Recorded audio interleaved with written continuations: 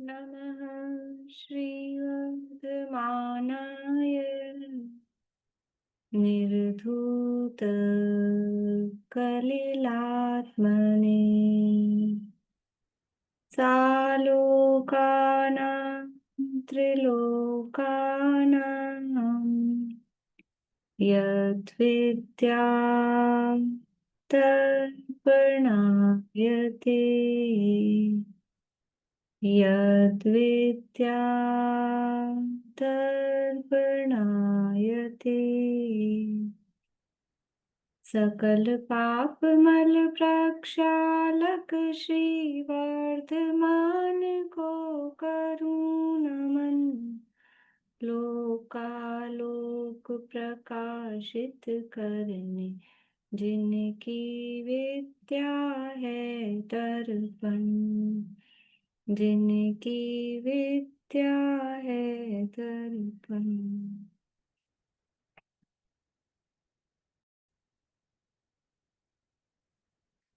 रत्नगंज शाकाचार नामक ही ग्रंथ है, आचार्य श्री समंतभद्र स्वामी द्वारा रचित, के अंतर्गत छठे अधिकार के बाद में छठा परिशिष्ट अपना चल रहा है, जिसमें समयसार के कुछ प्रमुख कलशों के आधार पे यहाँ पर हम चर्चा कर रहे हैं। कल हमने समयसार के 12वां कलश और समयसार की 17वीं 18वीं गाथा का भावार्थ ये देखा था। क्या कहा था 12वें कलश में कि एक मैं स्वयं भगवान हूँ। सरल शब्दों में कहें तो क्या कहा था? मैं स्वयं भगवान हूँ, मैं अंतर में शाश्वत देव और सदा विराजमान हूँ। ऐसा भगवान स्वरूप द्रव्य दृष्टि से और कारण परमात्मा स्वरूप से ऐसा मैं अंदर में सदा विराजमान हूँ, उसकी दृष्टि करने की प्रेरणा यहाँ दी थी। और फिर 17वीं 18वीं गाथा के भावार्थ में यहाँ देखा था कि ये तीन तीन चीजें मोक्ष मार्ग में आवश्यक हैं। ये जानना, श्रद्धान करना और फिर उसमें लीनता करना। ये श्रद्धान ज्ञान आचरण ये अनिवार्य है। तो अपने को आत्मा जाने, आत्मा पहचाने या आत्मा माने और फिर उस आत्म स्वरूप में लीनता हो, उसके माध्यम से ही जो हमारे साध्य की सिद्धि है अर्थात मुक्ति की प्राप्ति है, दुखों से मुक्ति की प्राप्ति है, वो होती है। अब कह रहे हैं आज समयसार का 277 नंबर का कलश है, 277 कलश पढ़ते हैं। ये कलश मोक्षाधिकार में आया है, 277 नंबर का नहीं, मोक्षाधिकार नहीं, मोक्षाधिकार में तो अगला वाला आया है 185। ये तो अंतिम अंतिम 278 कलश हैं। समयसार में कुल 278 कलश हैं और उसमें से ये सेकंड लास्ट कलश है। तो जब पूरा समझ लो ग्रंथ संपन्न हो रहा है उसके बाद में यहाँ क्या कह रहे हैं देखते हैं। देखिए कलश पढ़ते हैं। मैम पेज नंबर बता दीजिए। समयसार में समयसार में 615 है। ये गैग भाव प्रबोधिनी है मेरे पास में। अगर पुरानी वाली समयसार है तो ये वाला। हाँ, इसमें 615 पेज है। आगे पीछे भी हो सकता है, इसमें भी एडिशंस में चेंज है। कलश नंबर से देख लीजिए, 277 नंबर कलश है। पढ़ती हूँ मैं। यानी समयसार पूरा हो गया, ग्रंथ पूरा हो गया, उसके बाद में अमृत चंद्राचार्य ने परिशिष्ट लिखे हैं, कुछ और बातें जो विशेष हैं। यद्यपि टीका में उन्होंने अपनी बात कही, टीका में तो जो गाथाओं की बात थी वो कही है, तो यहाँ और जो कुछ उस आत्मा के स्वरूप को समझने के संबंध में वो कहना चाहते थे वो परिशिष्ट के रूप में लिखा है। और उसमें ही अंतिम अंतिम सेकंड लास्ट कलश है। देखिए, यानी कोई इसमें क्या बता रहे हैं कि कोई भी जीव, वो या तो वो स्वयं अपनी बात कर रहे हैं कि मैं पहले कैसा था और अब कैसा हो गया, या फिर कोई भी जीव अनादि से अज्ञानी जो जीव है तो वो अज्ञान अवस्था में कैसा था और ज्ञान होने के बाद में वो कैसा हो जाता है, उसका चित्रण इस कलश में किया गया है। यस्माद्वैत यस्माद्द्वैतमभूत्पुरा स्वपरयोर्भूतं यतोऽत्रान्तरम् रागद्वेषपरिग्रहे सति यतो जातं क्रियाकारकै भुञ्जाना च यतोऽनुभूतिरखिलम् खिन्ना क्रियायाः फलम् तद्विज्ञानघनौघमग्नमधुना किंचिन्न किंचित किल। क्या बता रहे हैं यहाँ पे? मतलब तीन तरह की जो चेतना होती है, यद्यपि यहाँ वैसे शब्द नहीं दिए हैं, लेकिन तीन तरह की चेतना कौन कौन सी होती? तीन तरह की चेतना।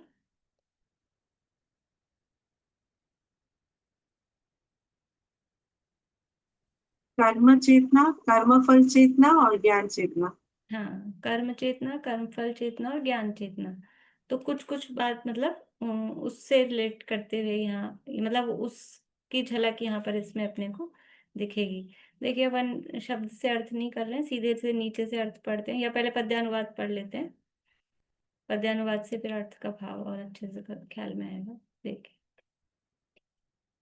गत काल में अज्ञान से कत्व पर से जब हुआ फल रूप में रस राग हर कर तृत्व पर में तब हुआ उस क्रिया फल को भोगती अनुभूति मैली हो गई, किंतु अब सद ज्ञान से सब मलिनता लय हो गई। पद्यानुवाद काफी सरल है, समझ में आ रही बात? गत काल में अज्ञान से एकत्व पर से जब हुआ, यानी गत काल में, यानी भूतकाल में, पहले अनादिकाल से अज्ञान था, और अज्ञानता में क्या हो रहा था? पर में एकत्व बुद्धि। और एकत्व कहाँ है? तो अकेला एकत्व ही नहीं होता है। एकत्व जहाँ होता है वह ममत्व भी होता है, कर्तृत्व भी होता है, भोक्तृत्व भी होता है। चारों ही बातें वहां पर होती है। तो कह रहे हैं फल रूप में, उसके फल में क्या हुआ? रस राग अर कर्तृत्व पर में तब हुआ। उसके फल स्वरूप ये राग में रस हुआ, मतलब राग द्वेष उत्पन्न हुए, और फिर पर में कर्तृत्व भी हो गया। और फिर क्या हुआ?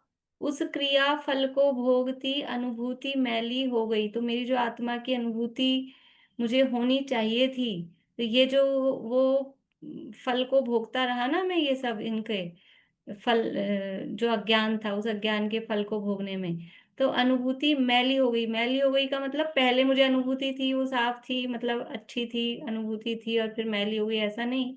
आत्मा की अनुभूति हुई नहीं अनादिकाल से, उसी को कह रहे हैं मैली हो गई। किंतु अब सद्ज्ञान से सब मलिनता लय हो गई। लेकिन अब सद्ज्ञान हो गया है, तो अब वो सारी मलिनता नष्ट हो गई है, धुल गई है। देखिए, पहले जिस अज्ञान से स्व और पर का द्वैत हुआ, अर्थात स्व और पर में मिश्रित पने का भाव हुआ,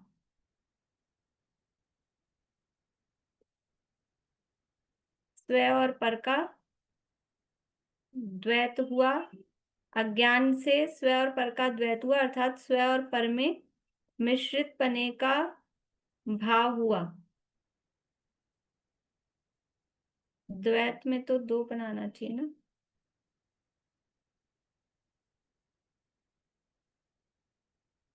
इस कारण स्वरूप में अंतर पड़ गया, अर्थात संयोग रूप बंध पर्याय ही निज रूप भासित होने लगी, और राग द्वेष उत्पन्न होने लगे, अर्थात तथा कर्तृत्वादी भाव जागृत हो गए। कारकों का भेद पड़ गया।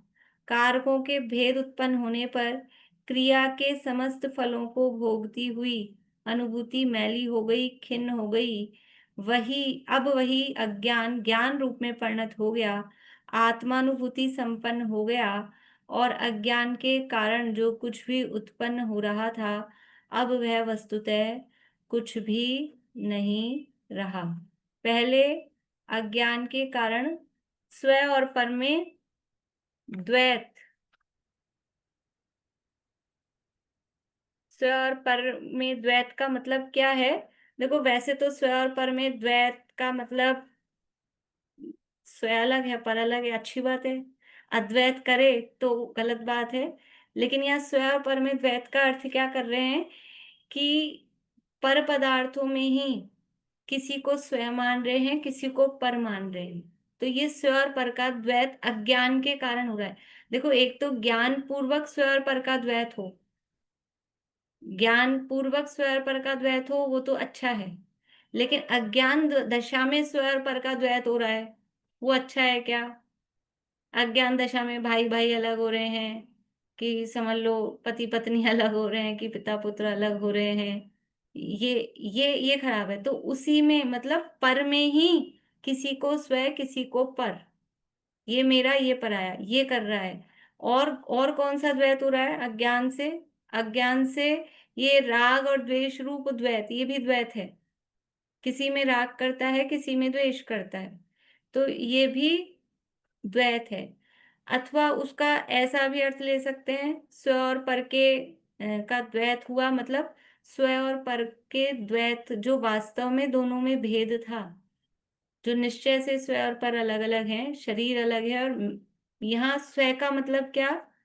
स्व यानी मैं, जीव आत्मा, तो उसको भूल गया, उसको भूल गया, तो वो स्व और पर को भूलने रूप द्वैत हुआ, यानी स्व और पर को के द्वैत को भूल गया, ऐसा वो द्वैत हुआ। तो स्व और पर में यहाँ यहाँ सीधा सीधा क्या अर्थ ले रहे हैं? स्व और पर का द्वैत हुआ, तो स्व मतलब आत्मा नहीं मान रहा, स्व यानी शरीर को ही स्व मान रहा है, और शरीर से भिन्न कोई जो और वस्तुएं हैं उनको पर मान रहा है। ऐसा स्व पर का द्वैत वो कर रहा है। तो जिस अज्ञान से स्व पर का द्वैत हो रहा था, अर्थात, अब अर्थात करके क्या कह रहे हैं? स्व और पर में मिश्रित पने का भाव हो रहा है, कि वास्तव में मैं तो हूं जीव, लेकिन शरीर को मान रहा हूं जीव। तो ये स्व और पर में द्वैत है, वास्तव में ये द्वैत वो अद्वैत ही मान रहा है। ऐसा अर्थ इसको यहाँ पे समझना। तो पहले जिस अज्ञान से स्व और पर का द्वैत हुआ था, अर्थात मैम ये द्वैत का मीन्स क्या है? द्वैत द्वैत, मतलब? द्वैत का मतलब है दोपना, अच्छा। अलग अलग। द्वैत यानी दो, अद्वैत यानी एक, अच्छा। द्वैत द्वैत यानी दो। तो दो। स्व और पर में दो दो मान रहा था।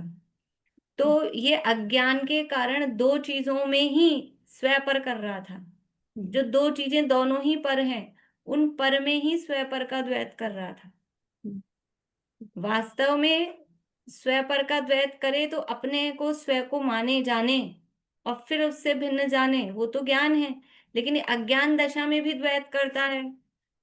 अज्ञान दशा में भी सबको आता है, ये भेद ज्ञान किसको नहीं आता? छोटा सा बच्चा हो, उसका हाथ में खिलौना हो, और वो आप ले लो, बोलना नहीं आता हो, लेकिन उसको भी ये स्व पर का समझ में आता है, ये मेरी चीज थी, तो रोता है, चिल्लाता है, चीखता है, हर चीज पहचानता है। छोटे से बच्चे को चिढ़ाने का एक ही तरीका होता है, उसको सबसे पहले कहते हैं ये तो मेरी मम्मी है, तो फिर वो खिसियाता है, नहीं मेरी मम्मी है। तो ये जानता है ना वो, स्व पर का द्वय, ये ऐसे पर में ही स्व पर कर रखा है हमने। ये है अज्ञान दशा में।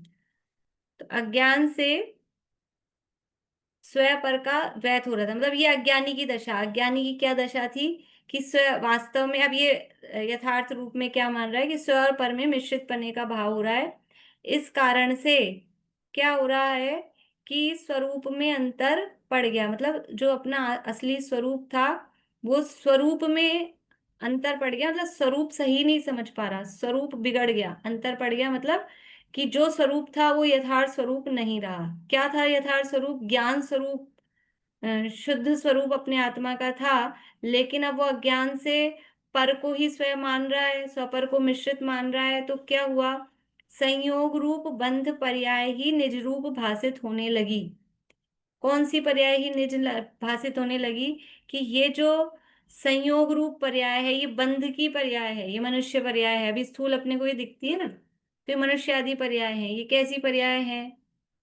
ये कर्म के उदय के, कर्म के संयोग से उत्पन्न हुई है और बंध के फल में उत्पन्न हुई है।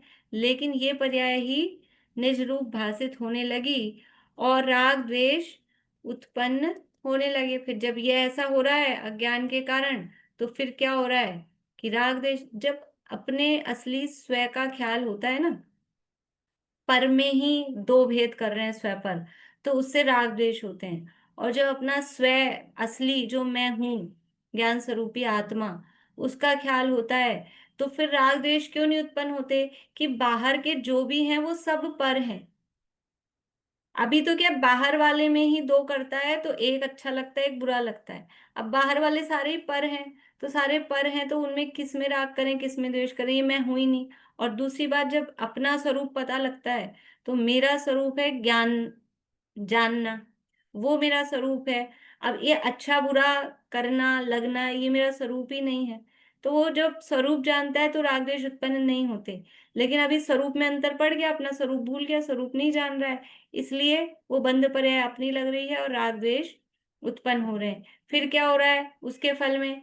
कर्तृत्वादी भाव जागृत हो गए। तो ये कर्तृत्वादी भाव यानी करने की बुद्धि, करने की बुद्धि को कहते हैं कर्म चेतना। ये करूं, कुछ करने का भाव जहां आ रहा है, तो कर्तृत्वादी भाव जागृत हो गए। कारकों का भेद पड़ गया। कारकों का भेद मतलब करने वाला कौन है, कर्ता अलग है, क्रिया अलग है, कर्म अलग है, करण साधन अलग है, किसके लिए किया जा रहा है, संप्रदान अलग है, किस में से किया जा रहा है, कहाँ से किया जा रहा है, किस आधार पे किया जा रहा है।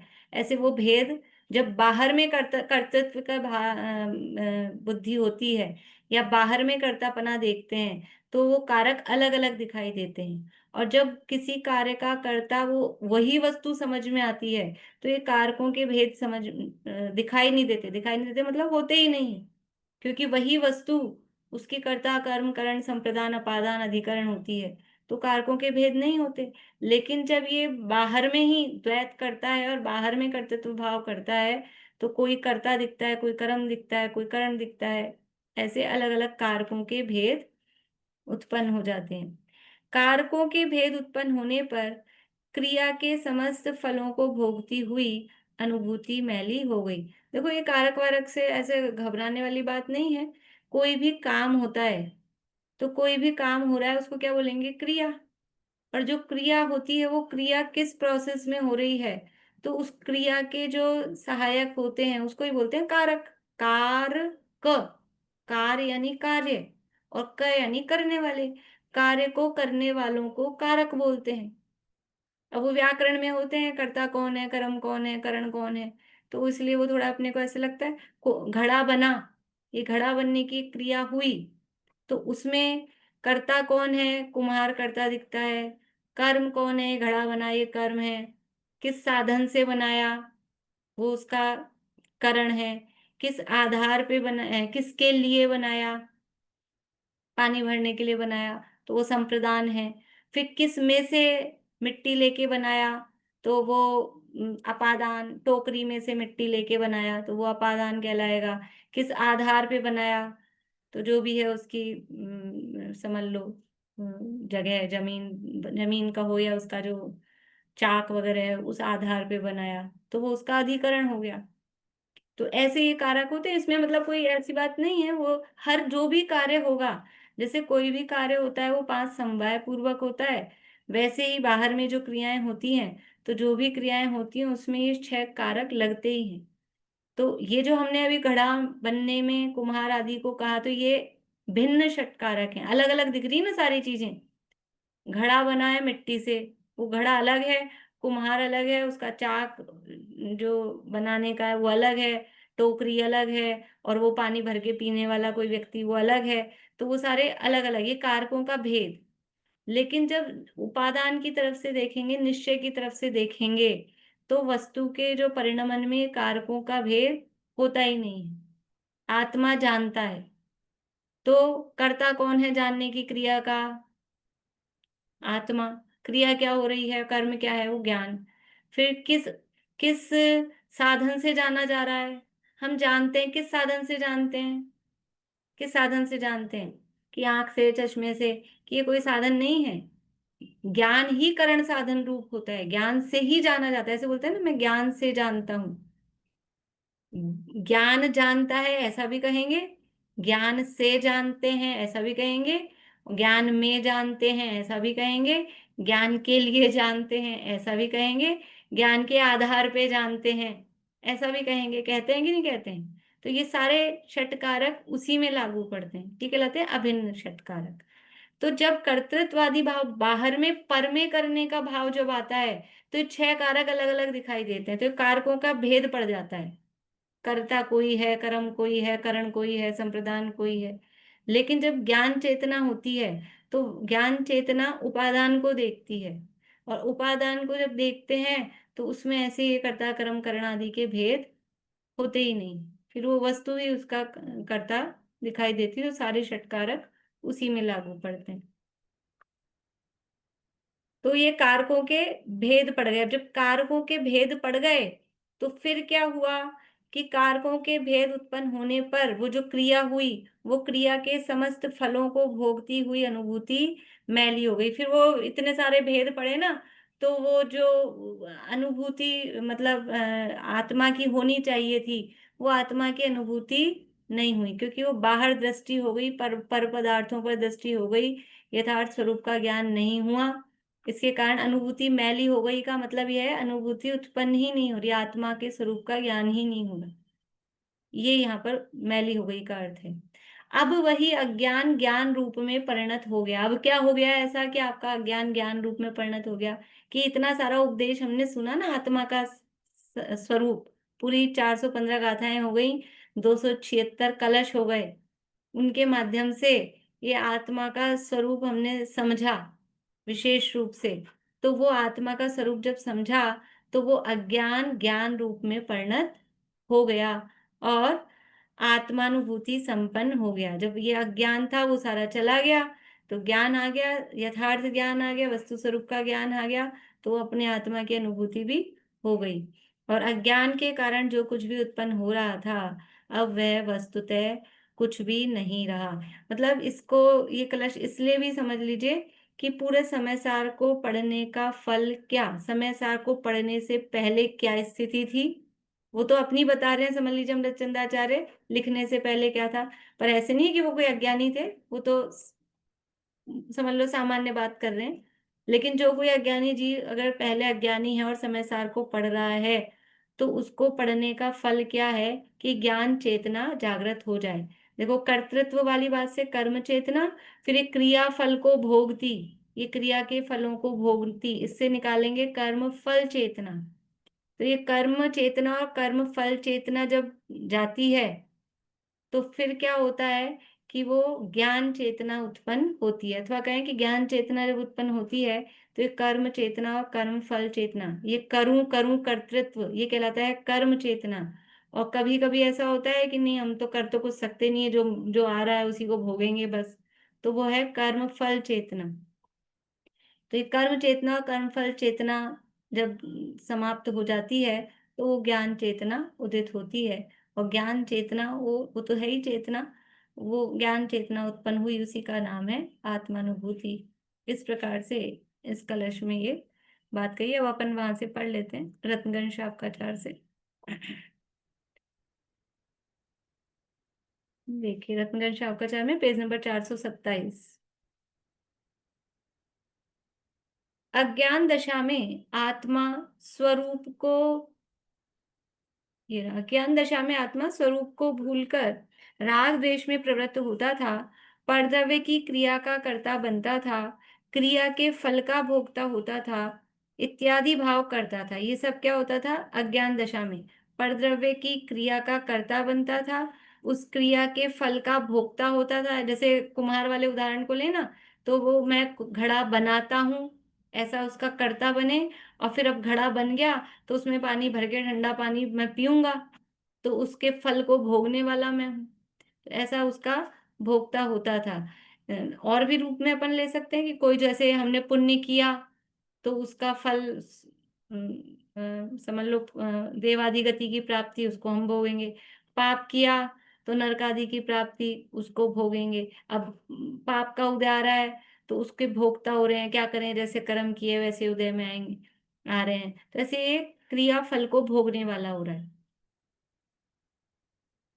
क्रिया फल का भोक्ता होता था, इत्यादि भाव करता था, किंतु अब ज्ञान दशा में वे भाव कुछ भी नहीं है, ऐसा अनुभव किया जाता है। जब ज्ञान दशा आती है तो ये कर्म चेतना अथवा कर्म फल चेतना के ये भाव मेरे वास्तव में नहीं है। मैं तो एकमात्र इन सबको, जो जो भी भाव हो रहे हैं, जिस भी उदय से हो रहे हैं, जैसी भी परिस्थिति बन रही है, मैं सब उसका मात्र जानने वाला हूँ, करने वाला या भोगने वाला नहीं हूँ। किसका करने वाला और किसका भोगने वाला हूँ? किसका करने वाला और किसका भोगने वाला? कि ज्ञान का ही कर्ता और ज्ञान को ही भोगने वाला। ज्ञान को भोगने वाला मतलब जानने वाला, बस। और क्या हूं? पर द्रव्य का कर्म के फल को भोगते हैं कि नहीं भोगते हैं हम? कर्म के फल को भोगते हैं कि नहीं भोगते हैं? विपाक विचय धर्म ध्यान में क्या विचार करते हैं कि वो वहां बात है, लेकिन अभी यहाँ बिल्कुल समझ लो अनुभूति वाली स्थिति की, ज्ञानी के श्रद्धान का बल बता रहे हैं। ये ज्ञानी का श्रद्धान कैसा होता है? तो वो कह रहे हैं कि मैं कर्म के फल को भोगने वाला भी नहीं हूँ, कर्म का जो फल आ रहा है उसको भी मैं जानने वाला हूँ। वो जब विपाक विचय धन ध्यान की बात आएगी, परद्रव्य पे दोषारोपण नहीं करना और अपने कर्म के उदय का विचार करना, वो बात अलग है, वो भी है। लेकिन अभी ये श्रद्धान की दृढ़ता, ये अनुभूति की निकटता की बात कर रहे हैं। तो क्या कह रहे हैं कि श्रद्धान ऐसा होता है कि कर्म का उदय कर्म में, मैं उसको भोगने वाला नहीं, आता होगा होगा, लेकिन मैं किसका करता और किसका भोगता? कि मैं अपने ज्ञान का ही करता और ज्ञान का ही भोगता हूँ। बाकी परद्रव्य का करता भोगता, कर्म भी तो परद्रव्य है ना, इसलिए मैं परद्रव्य का करता भोगता नहीं हूँ, ऐसा यहाँ पर अनुभव किया जाता है। अभी देखिए आगे, कलश नंबर 185 है, ये मोक्षाधिकार में है ये कलश, 185 नंबर।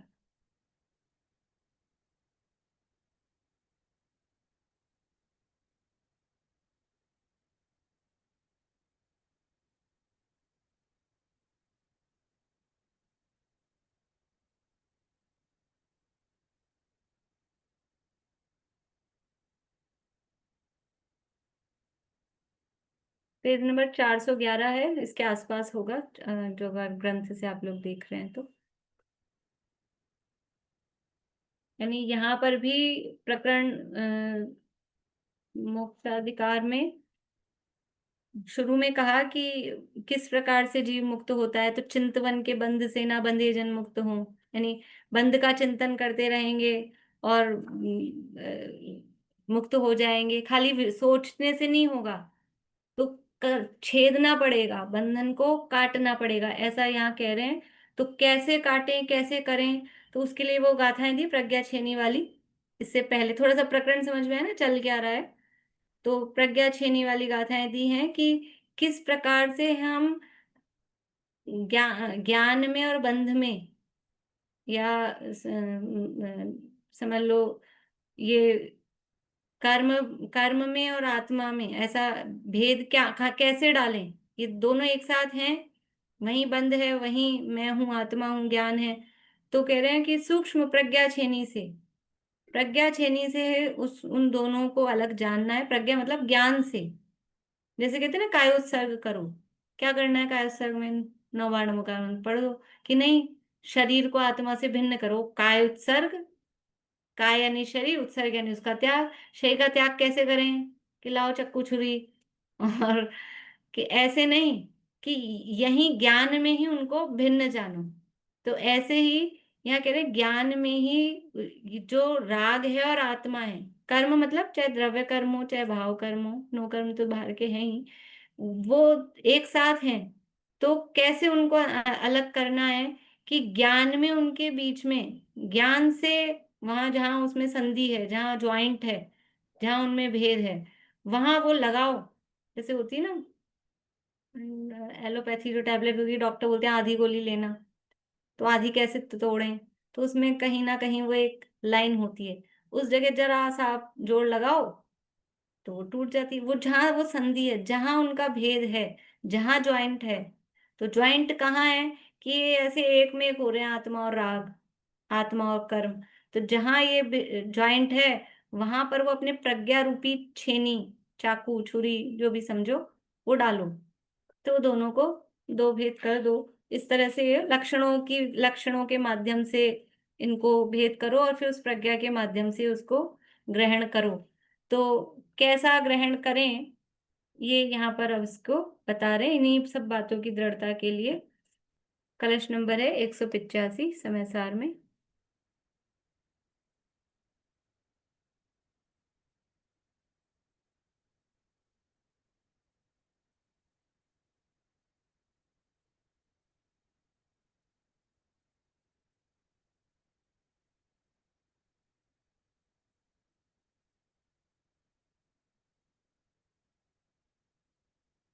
देखिए, पढ़ते हैं। सिद्धान्तोऽयमुदात्त चित्तचरितैर्मोक्षार्थिभिः सेव्यताम्। शुद्धं चिन्मयमेकमेव परमं ज्योतिः सदैवास्म्ययम्। एते ये तु समुल्लसन्ति विविधा भावाः पृथक् लक्षणास्तेऽहं नास्मि यतोऽत्र ते मम पर द्रव्यं समग्रापि।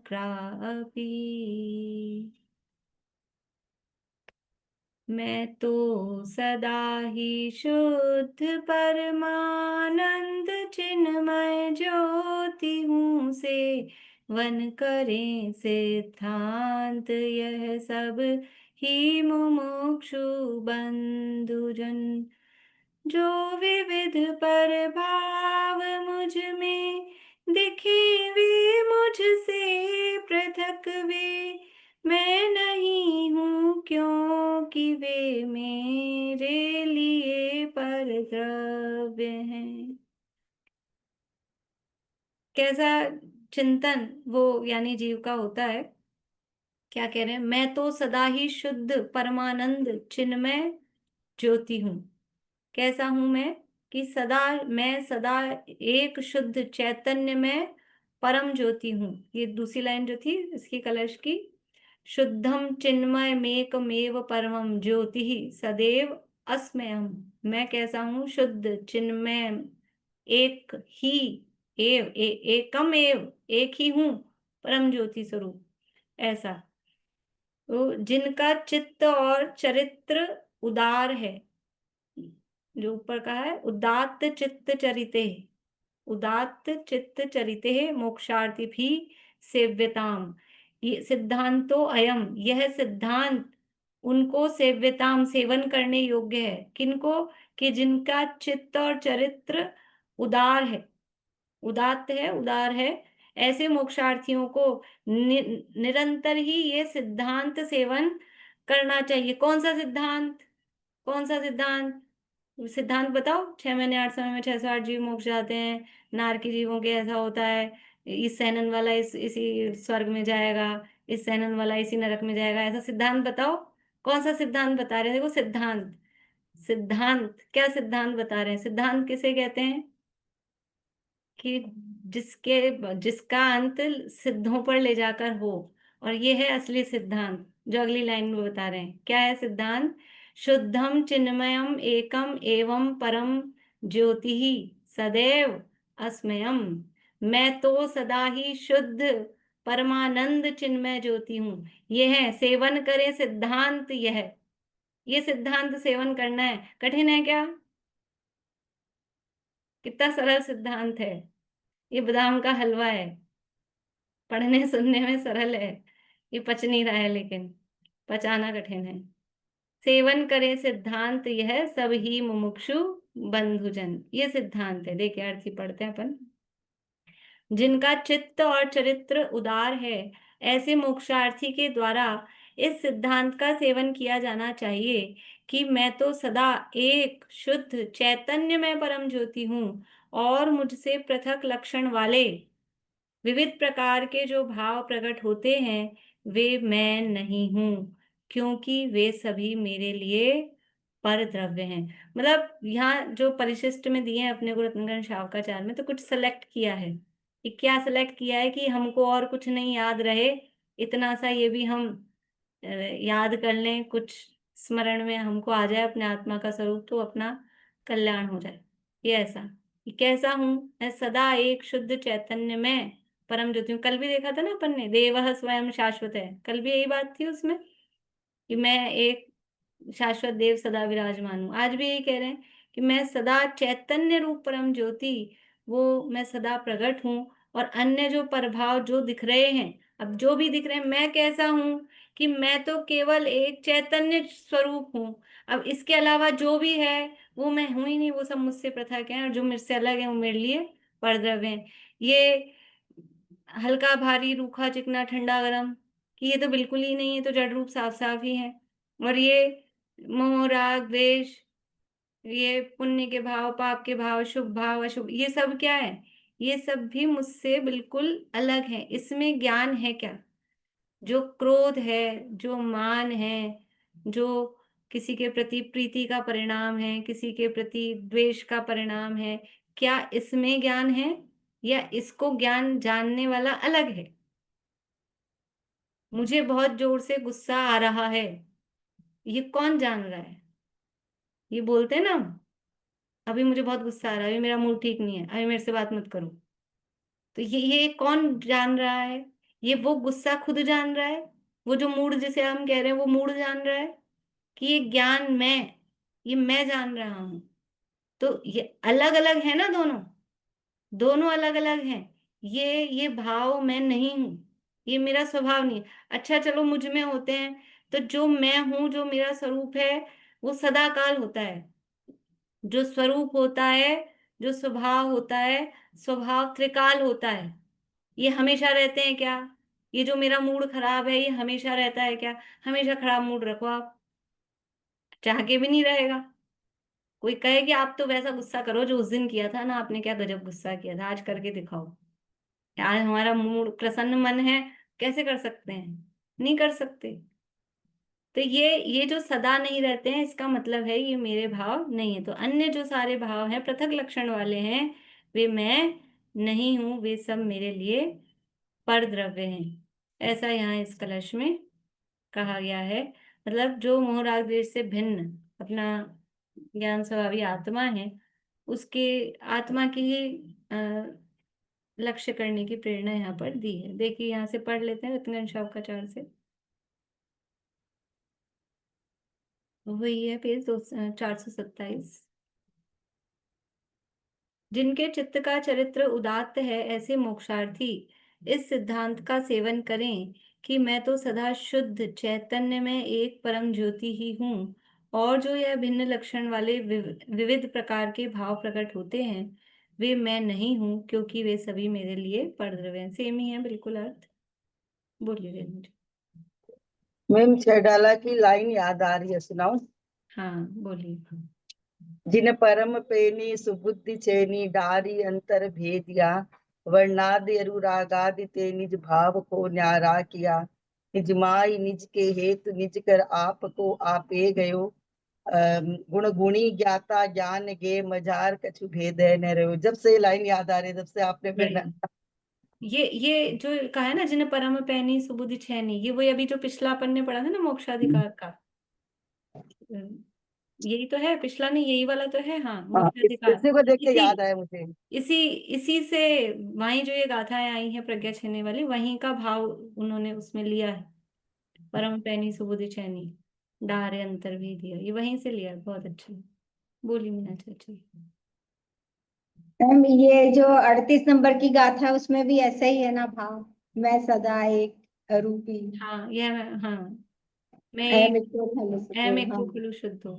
उसमें भी मिलता जुलता ही है ना ये हाँ एकदम ही। उसी तरह आत्मा का स्वरूप तो वही है, और मात्र जहां जहां ज्योति। आत्मा का स्वरूप बताएंगे और आत्मा के हम्म, स्वरूप की प्रेरणा देंगे, तो अंतर कहाँ से आएगा? मतलब वही स्वरूप है। 38वीं गाथा है, 73वीं गाथा है। अब वो तो जो अधिकार वाइज जो प्रकरण बदला है, तो इसलिए वो उसके प्रकरण के अनुसार वहां टीका करते समय उसके अर्थ में थोड़ा थोड़ा अंतर वहां किया है शब्दों के अर्थ में, लेकिन स्वरूप तो वही है कि आत्मा का स्वरूप कैसा है कि अपने मतलब लक्ष्य ये रहना चाहिए।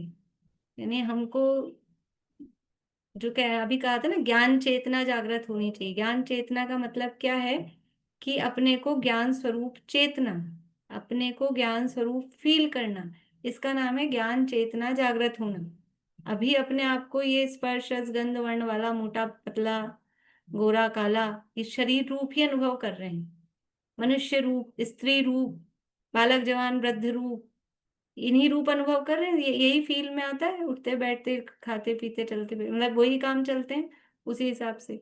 तो अपने को ज्ञान स्वरूप फील करें कि ये मेरा स्वरूप नहीं है। ये वृद्धावस्था आती है, किसकी आती है? कौन बूढ़ा होता है? कि होता होगा होने वाला शरीर, ये होता होगा।